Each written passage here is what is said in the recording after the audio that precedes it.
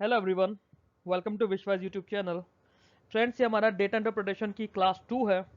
वही है, हमें अपना बेसिक टू सिलेक्शन लेवल का देखना है, ओरली सॉल्व करना है, कम से कम पेन चलाना है, सिलेक्शन लेना है। पहला क्वेश्चन देखते हैं। पहले क्वेश्चन में दिया है हमें data, number of students studying in 5 different disciplines. A B C D E 5 institutes हैं अलग अलग। डिसिप्लिन्स है arts, commerce, science, management, computer science. A के लिए आर्ट्स में, बी के लिए आर्ट्स में ये डेटा दे रखा है कि कितने कितने बच्चे पढ़ रहे हैं। पहला क्वेश्चन क्या बोल रहा है मेरा, what is the average number of students studying commerce from all the institutes together. दोस्तों को पांच, ये कॉमर्स की लाइन है, 260, 320, 300, 480, 360, 5 इंस्टीट्यूट्स हैं।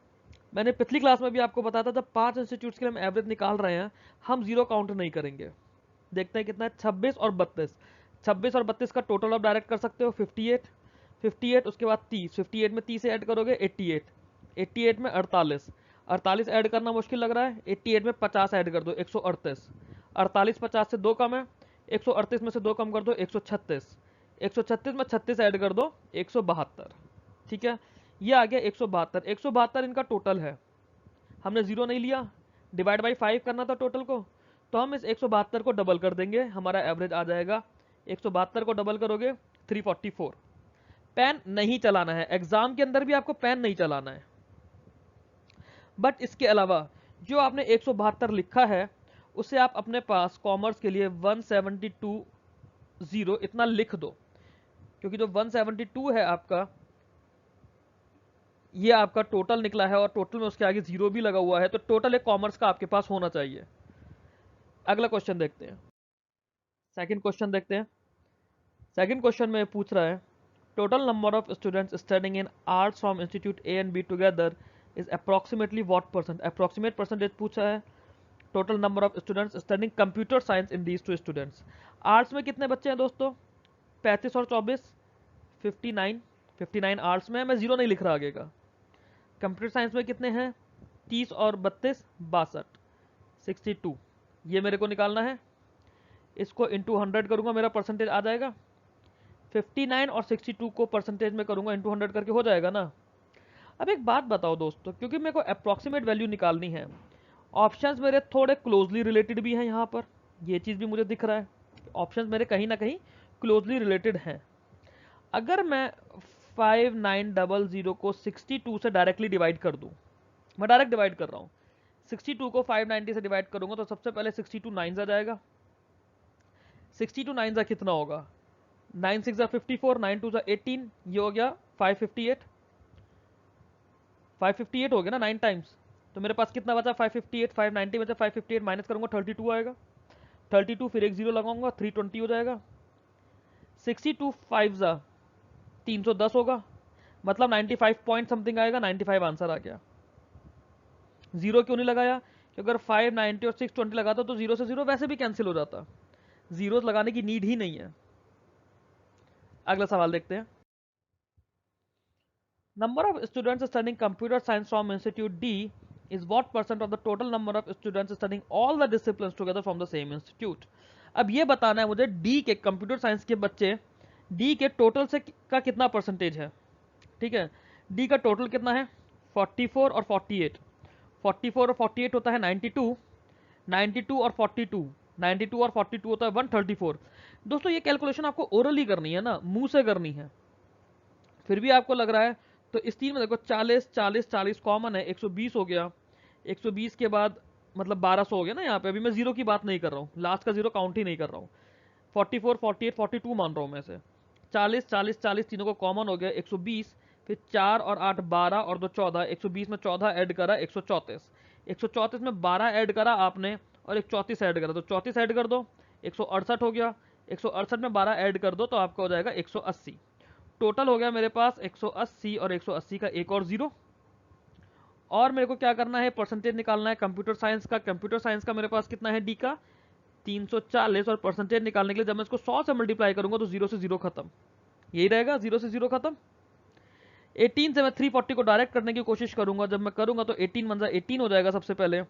यहाँ मेरे पास 16 बचेगा, 160 हो जाएगा, और 18 8 समथिंग समथिंग होगा 144, फिर 16 बचेगा, फिर 160 हो जाएगा, 18.88 की साइकिल चलेगी। मतलब 18.89 मेरा आंसर आ जाएगा। इतना सा सवाल है, इसमें ऑप्शन नहीं दिए हुए, यही आंसर आएगा इसका। अगला सवाल देखते हैं। What is the ratio between total number of students studying science from Institute C and D together to the total number of the students studying computers from these two students? मतलब सी और D की मैं बात कर रहा हूँ, science का ratio लेना है और कंप्यूटर साइंस का रेशियो लेना है। सी और डी की बात कर रहे हैं ना। 36 और 42 कितने होते हैं? जल्दी जल्दी से मैं इसको कैलकुलेट करूंगा, ये हो जाएगा 78। और दूसरा मेरे पास क्या है? Computer science. कंप्यूटर साइंस का अगर मैं रेशियो लूंगा सी और डी का, ठीक है, 38 और 34 है, ये हो जाएगा 72। 72 और 78 का रेशियो 13/12 आ गया। जीरो लिखना ही क्यों है आपको इसके अंदर दोस्तों? 360 और 420 को क्यों मल्टीप्लाई कर रहे हो? जीरो ये मन में रखो ना कि दोनों तरफ जीरो बचा हुआ है, कैंसिल आउट हो जाएगा। 78 और 72। बट ये कैलकुलेशन आपको लिखनी नहीं है। 78 आपने सोचा, दूसरा 72 सोचा, ये नंबर देखते ही आपको 6 के मल्टीपल दिखने चाहिए। 6 13 78, 6 12 72, 13/12 आपका आंसर आ गया। अगला सवाल देखते हैं। What is the average number of students studying all disciplines together from Institute E? Institute E का एवरेज निकालना है फ्रॉम ऑल डिसिप्लिन्स। फिर से वैसे चलेंगे, जीरो तो हम हटा ही देंगे फिलहाल। देख लो 28 और 36, 28 और 36 ऐड करो, सीधा सीधा ऐड करना है आपको। 28 और 36 वैल्यू हो जाएगी 64। 64 में आपने 34 ऐड करा, आपकी वैल्यू हो गई 98। 98 में आपने 20 ऐड करा, आपकी वैल्यू हो गई 118। 118 में आपने 33 ऐड करा, आपकी वैल्यू हो गई 151। दोबारा सुनो, 28 में 36 ऐड करा। ये ऐड कैसे करोगे? अगर आप डायरेक्टली ऐड नहीं कर पा रहे हो, आप ओरली कर लो। कैसे? 28 में 30 ऐड कर लो पहले, 58 तो ऐड कर सकते हो। 28 में 30 ऐड कर सकते हो, 58। 36 का 30 ऐड कर दिया, 6 बचा। 58 में 6 ऐड करा, 64। ठीक है, 64 आ गया। 64 में 34 ऐड करना, तो पहले 64 में 30 ऐड कर दो, 94। फिर 4 ऐड कर दो, 98। 98 में 20 ऐड कर दो, 10 ऐड करोगे 108। फिर 10 ऐड करोगे 118। 118 में 33 ऐड करना है, तो पहले 3 ऐड कर दो, 121 हो गया। 121 में 30 ऐड कर दिया, 151 हो गया। आपको एवरेज निकालना है। 151 जो आया है आपका, ये डिवाइड बाई 10 आया है। जो पूरा टोटल था उसका डिवाइड बाई 10 आया है 151। आपको अपनी कैलकुलेशन स्पीड भी तो फास्ट करनी है। 151 को डबल कर दो, आपका डिवाइड बाई 5 रह जाएगा, जैसे कल हमने सीखा था। 151 का डबल कितना हो जाएगा? 302, और ये हो गया आपका आंसर। सिर्फ इतना सा डीआई है ये। मुझे वीडियो को शुरू से यहां तक, अब तक जब से वीडियो का इंट्रोडक्शन दिया है, वहां से 7.25 मिनट लगे हैं आपको समझाते हुए। सोचो अगर ऐसा ही डीआई आप खुद से करोगे तो पूरा डीआई 2 से 2.5 मिनट के अंदर अंदर हो जाएगा, मैक्सिमम 2 से 2.5 मिनट। इससे ज्यादा की देर के ये डीआई नहीं होते प्री एग्जाम के।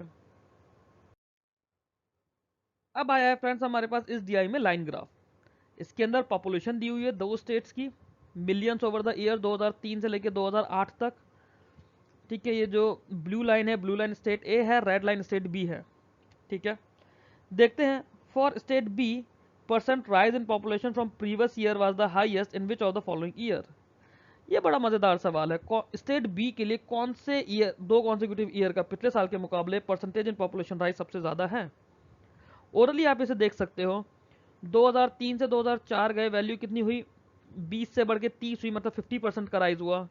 फिर आपकी वैल्यू 30 से बढ़ के 35 हुई, तो यहाँ पे तो ज़्यादा राइज नहीं होगा। फिर 35 से बढ़ के जब 45 हुई, तो आप ये देखो, ये भी खाली 10 का राइज हो रहा है ना। हमें परसेंटेज में पूछा है, सबसे ज़्यादा राइज क्या हो रहा है? ये 10 का हो रहा है, और ये 10 का हो रहा है।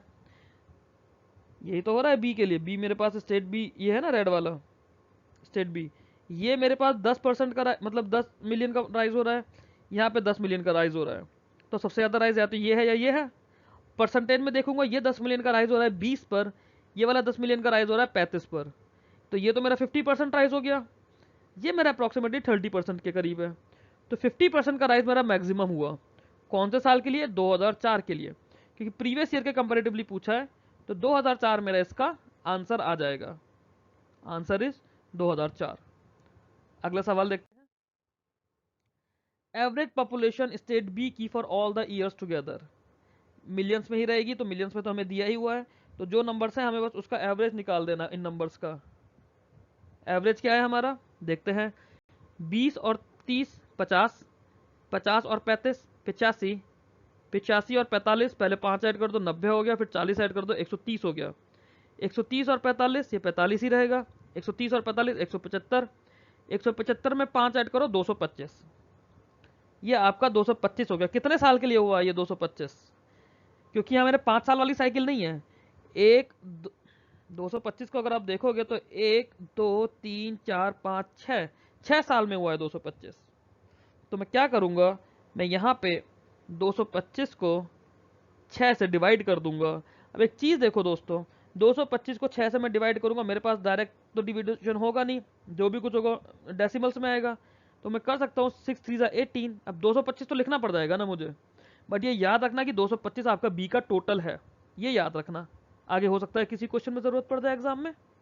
6 3 21, 4 45, 6 7 42, 37 पॉइंट समथिंग, दैट इज 37.5 आपका आंसर आ गया। क्लियर है? अगला सवाल देखते हैं। What is the percentage rise in population of state A in 2007 from the previous year? 2007 में A का परसेंटेज राइज प्रीवियस ईयर से कितना है? प्रीवियस ईयर में आप देखो ये 30 है पॉपुलेशन, यहाँ पे 30 से बढ़ के 10, पहले 5 बढ़ी फिर 5 बढ़ी, 30 से बढ़ के 40 हुई, मतलब 10 का राइज हुआ 30 पर, मतलब 1/3, 1/3 मतलब 33.33 का राइज हुआ, आपका आंसर आ गया। क्लियर है? कुछ कॉम्प्लिकेशन नहीं है इसमें, सीधा सीधा सा DI है। अगला सवाल देखते हैं। What is the ratio between total population of state A and that of B respectively over all the years together? अब आप देखो दोस्तों, A और B की टोटल पॉपुलेशन इसमें चाहिए। B की तो हमने टोटल पॉपुलेशन 225 निकाल दी थी ना, B की टोटल पॉपुलेशन 225 निकाल दी थी। आप ऑप्शन में देखो, इसमें से 225 का कोई मल्टीपल है क्या? 37 क्या 225 का मल्टीपल है? 7 के टेबल में 5 टाइम 235 आता है, 7 के टेबल में 5 टाइम 235 आएगा ना, 30 पंजे 150, 7 पंजे 35, 185, तो ये तो नहीं होगा। सेम वे ये भी नहीं होगा। अब इन दोनों में देखो, 43 5 जा कितना होगा, 3 है ना लास्ट में, तो 5 टाइम्स लास्ट में 5 आएगा, 43 5 जा हो जाएगा 215, 45 5 जा हो जाएगा 225। तो मेरे हिसाब से ऑप्शन ए है, बट क्योंकि नन ऑफ दीज भी दिया हुआ है, मैं एक बार क्रॉस चेक जरूर करूंगा। मैं सिर्फ ये देखूंगा जो ए है वो 37 का मल्टीपल है क्या, सिर्फ ए को देखना है मुझे। अगर ब्लू वाला मेरा 37 का मल्टीपल बन जाता है पूरा, तो ऑप्शन ए हो जाएगा। देखते हैं, ये आया 15, कैलकुलेट करते हैं ना पहले, 15, 15 से हम गए 25, 15 25 40, 40 से हम गए 30 70, फिर से 30 100, फिर 70 से हम लोगों ने सीधे जंप करा 35 40, 140 का, 140 के बाद हम लोग इधर आ गए, 45 ऐड करा 185, 185 हो गया। अभी हम लोग इस ऑप्शन को देखते हुए हमने 37 का मल्टीपल निकाला था 185, मतलब जब ये 185 हुआ, 185 देखते ही मेरा ऑप्शन ए हो गया, मुझे ये लिखने की भी नीड नहीं है। 185 को देखते ही ऑप्शन ए मेरा आंसर आ गया। कुछ इस तरह से आप लोगों को एग्जाम्स में जल्दी जल्दी से सवाल करने हैं। प्री लेवल का DI है, प्री में ऐसे सवाल बिल्कुल आते हैं। अगला सवाल देखते हैं। Population of state A in 2005 is what percent of its population for all the years together for the same state? अब आप देखो, हमने पिछले क्वेश्चन में A की टोटल निकाल दी थी 185, ये तो हमने बहुत अच्छा काम करा था ना, 185 हमने A का टोटल निकाल दिया था। और ये कितना है यहाँ पर, ये है मेरे पास 30, 30 30 है ना ये, ठीक है। अब population of state A in 2005, state A 2005 में ये 3 की हो गई, 4 की हो गई, ये 5 की हो गई, हाँ 30 is what percent of its total population, ठीक है। 30 अपॉन 185 को मुझे परसेंटेज में निकालना है, इसे मैं 100 से मल्टीप्लाई कर दूंगा। थोड़ा सा कैलकुलेटिव है, इसे आप सॉल्व कर सकते हो। ऑप्शंस इसमें नहीं दिए, वरना इसमें हम ऑप्शंस के थ्रू इसे देख लेते हैं। ऑप्शंस के थ्रू हम कैसे देखते हैं, मैं फॉर द टाइम बिंग 185 को 180 कंसिडर कर लेता, 180 कंसिडर करता तो मेरी वैल्यू 1/6 होती, 1/6 की वैल्यू 16.66 होती है, 1/6 की वैल्यू 16.66 होती है, ठीक है, 16.66 परसेंटेज। बट क्योंकि मैंने डिनोमिनेटर कम माना है, एक्चुअली में डिनोमिनेटर ज़्यादा है, मतलब परसेंटेज की वैल्यू 16 से थोड़ी सी कम हो जाएगी, थोड़ी सी। और अगर ये मेरी यही वैल्यू मेरी, अगर यही वैल्यू जो है, अगर ये वैल्यू 210 होती, 185 की जगह अगर ये वैल्यू 210 होती, तो मेरे पास 1/7 बनता। यह मैं आपको अप्रोक्सीमेशन इसमें लगाना सिखा रहा हूं। इस तरह की कैलकुलेशन में आपने इसे 180 देखा 16.66, अगर ये 210 होता तो 1/7 होता, 1/7 का मतलब हो जाता है 14.28%। तो ये जो भी वैल्यू होएगी मेरी इन दोनों वैल्यू के बीच में रहेगी। बट इन दोनों वैल्यू के बीच में भी अगर रहेगी फ्रेंड्स, तो ये 16 के करीब रहेगी। 14.28 से तो काफ़ी ज़्यादा रहेगी, क्योंकि 185 और 210 में ज़्यादा फर्क है। 16.66 के आसपास रहेगी, तो जो भी आंसर मुझे 16 से 16.6 का दिखेगा, मैं वो अपना आंसर इसमें लगा दूंगा, इनके बीच की जो भी वैल्यू होगी। अब ऑप्शंस में, इतने क्लोज ऑप्शंस में या ऐसी कैलकुलेशन में इतना नहीं आता एग्जाम के अंदर कि इसमें 16.5 और 16.4 करके ऑप्शन दिया हो। प्री में इस तरह की कैलकुलेशन नहीं आती है, बट अगर ये जैसे ऐसे कैलकुलेशन आ गई तो ऑप्शंस इसमें दूर रहेंगे। या इसके अंदर डायरेक्टली पूछा जा सकता है कि अप्रोक्सीमेट कितना परसेंटेज है, इज अप्रोक्सीमेटली पूछ लिया जा सकता है, अप्रोक्सीमेटली व्हाट परसेंटेज, तो आप इसको 1/6 ही मान सकते हो। इस तरह से आप कैलकुलेशन को एग्जाम्स में शॉर्ट करते हो। अगले सवाल की तरफ चलते हैं। एक ये काफी अच्छा लाइन ग्राफ आया है, इसमें 3 कंपनीज का डेटा है एक साथ। एक उनका प्रॉफिट दे रखा है, कंपनी ए, कंपनी बी, कंपनी सी का। कंपनी ए ब्लू कलर की है, कंपनी बी रेड कलर की है, कंपनी सी ग्रीन कलर की है। ठीक है। पूछा है what was the average profit earn by all 3 companies in साल 2008। 2008 का डेटा देखो दोस्तों, ये वाला है 350, 400, 450, मतलब 400 इंटू 3 कर सकता हूँ मैं 1200, और जब एवरेज लूंगा तीनों का तो 1200/3 करूंगा, 400 आंसर आ गया। ओरली कर सकते हो ना, एक वैल्यू 400 से 50 ज्यादा है, एक वैल्यू 400 से 50 कम है। जैसे हम x-1 x+1 अगर करते हैं तो इसका एवरेज x आता है, तो 400, 450, 350, इसका एवरेज तो 400 आएगा। फिर भी अगर ऐसे एवरेज नहीं समझ आ रहा हो तो तीनों को टोटल तो कर सकते हो, ओरली हो सकता है टोटल 1200, 1200 को 3 से डिवाइड करोगे तब 400 आएगा। बट करना ओरली है, पेन नहीं चलाना है आपको इसके अंदर। ऐसे ही ओरली आपको ये सवाल करना है। अगला सवाल देखते हैं। In which of the following years was the difference between the profit earned by company B and company A the minimum? दोनों के बीच का डिफरेंस मिनिमम देखना है। ठीक है, कौन से साल में है, बी और ए का। ठीक है, बी और ए को देखते हैं। बी रेड वाला, ए ये वाला, यहाँ पे 50 है, यहाँ पे 50 है डिफरेंस। ठीक है, बी और ए मिनिमम है ना, ये 50 है, ये वाला 50 है, ये वाला तो बहुत ज़्यादा हो गया, ये वाला भी बहुत ज़्यादा हो गया। ये वाला देखो दोस्तों, ये देखने में ही हमें मिनिमम लग रहा है, कितना है मैं वो नहीं देखूंगा, बट ये देखने में ही 50 से बहुत कम है। ये वाला ये फिर भी ज़्यादा लग रहा है, इसके अंदर बीच में एक लाइन है, इसमें 1 2 3 लाइन है बीच में। तो ये जो ईयर है 2007, 2007 मेरा मिनिमम हो गया, मतलब नन ऑफ दीज। पेन नहीं चलाना है ना आपको ऐसे डीआई में, यही तो मैं आप लोगों को सिखा रहा हूँ। पेन नहीं चलाना है प्री के इस तरह के डीआईज में, जब तक जरूरत नहीं है आपको पेन उठाना भी नहीं है, और यही आपको प्रैक्टिस करनी है। पेन चलाते रहोगे तो पेन ही चलाते रह जाओगे। आरबीआई असिस्टेंट का पेपर आता है, बच्चे 100 अटेम्प्ट कर आते हैं। अगला सवाल देखिए। In which of the following year was the total profit earn by all 3 companies together with the highest. ठीक है, तीनों कंपनीज का टोटल प्रॉफिट हाईएस्ट किसमें है।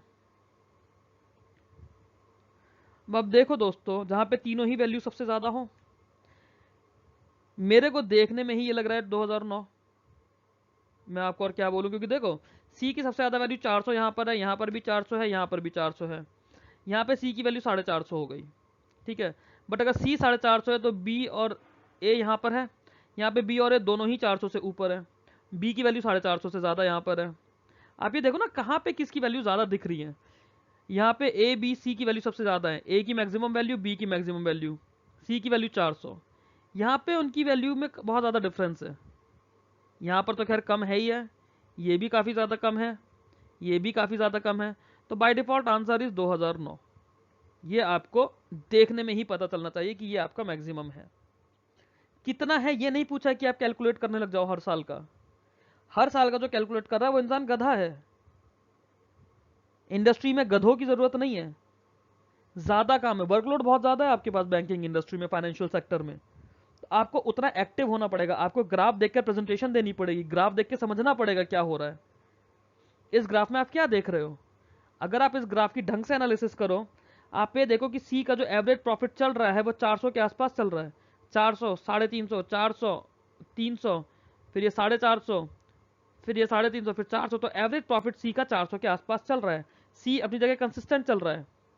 ए ऑन द अदर हैंड, अगर आप ए को देखो, ए 200, 300, 250, फिर 260, फिर ये ए की बहुत बड़ी जंप आई है। ए की सबसे बड़ी जंप ये वाली है, 200 से 300 खाली 100 की जंप है, और ये 270 से लेके 370 तक ये भी 100 की जंप है। ए की दो जंप बहुत बड़ी आई हैं। बी को आप देखो तो बी की वैल्यू 250, 250 बी यहाँ पे स्टडी चल रहा है। 250 से 350 गया, 350 से फिर ये 400 गया, 400 से वापस 350 आया, फिर ये दोबारा इसने 100 की जंप लगाई। ये आपको एनालिसिस करनी होती है, यही आपका डेटा इंटरप्रिटेशन का मतलब होता है कि आप ग्राफ देख के क्या समझ रहे हो। एग्जामिनर ने जब ये क्वेश्चन बनाया होगा उसने यही बनाया होगा कि जो ये तीनों देखकर बता देगा हाईएस्ट है, उसका टाइम बच गया, बाकी इंसान कैलकुलेट कर रहा है। दूसरी चीज, जहां पर भी आप टोटल वैल्यूज निकालोगे, मैंने आपको बताया है कि वैल्यूज आप लिख लिया करो। अगला सवाल देखते हैं। What is the approximate percentage increase in the profit earned by company A from 2006 से 2007? 2006 में कंपनी ए का प्रॉफिट कितना था अप्रोक्सीमेटली? 250, 260, 270। 270 से उसने, हमने यहाँ देखा था 100 की वैल्यू उसने लिया, ठीक है। मतलब जो उसका इंक्रीज हुआ है 100 अपॉन 270 हुआ है। 100 अपॉन 270 को जब मैं अप्रोक्सीमेटली ले रहा हूँ, मैं इसको 250 मान सकता हूँ। 100 अपॉन 250 अगर मैंने मान लिया तो ये वैल्यू कितनी हो जाएगी? इसको 100 से दोबारा मल्टीप्लाई करेंगे, ये इसका 40% हो जाएगा। बट मेरे पास जो वैल्यू है 270 है, मतलब डिनोमिनेटर मेरा थोड़ा सा ज़्यादा होगा। डिनोमिनेटर अगर मेरा थोड़ा सा ज़्यादा होगा दोस्तों, याद करो, अगर डिनोमिनेटर थोड़ा सा ज़्यादा होगा मेरे पास, तो वैल्यू 40 से थोड़ी सी कम होगी। थोड़ी सी कम वैल्यू कौन सी है? 40 से 36 मेरा आंसर आ गया। अप्रोक्सीमेशन में तो काम कर रहा हूँ। नहीं भी होता तो मैं इसको 100 से मल्टीप्लाई करके 10,000 करूंगा, ये हो जाएगा, तो अभी 1000/27 हो जाएगा। 27 3 जा 81 हो जाएगा, फिर 9 टाइम्स जाएगा। जब 9 टाइम्स करूंगा, सॉरी 19 बचेगा, 190 करूंगा, तो फिर इसे 6 टाइम्स अप्रोक्सीमेटली ही करूंगा। हो गया मेरा सॉल्यूशन।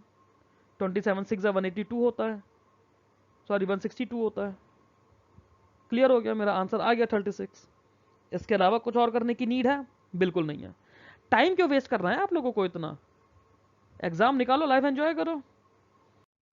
एक ये सवाल और देख लेते हैं। इसके अंदर क्या पूछ रहा है? कंपनी ए का 2004 का प्रॉफिट और कंपनी सी का 2009 का प्रॉफिट, इन दोनों का डिफरेंस पूछा है। 2004 ये रहा, कंपनी ए ने कितना लिया? 300। 2009 ये रहा, कंपनी सी ने कितना लिया? सी ग्रीन वाली है, 400। 300 और 400 का डिफरेंस कितना है? 100 करोड़ का। ये रहा आपका आंसर। इस तरह से ऑब्जेक्टिवली आपको सवाल करना है। क्लियर हो ये चीज़ आपको? अगर ये आपको ये वीडियो अच्छा लगा है फ्रेंड्स, अगर आपको इसका कंटेंट पढ़ाने का तरीका अच्छा लगा है, वीडियो को अपने दोस्तों के साथ आप लोग शेयर कीजिए, वीडियो को लाइक कीजिए, चैनल को सब्सक्राइब कीजिए। कुछ और आप इसमें अगर एडिशनली चाहते हैं तो वो मेरे को कमेंट सेक्शन में बताइए। That's all in this video. Thank you very much.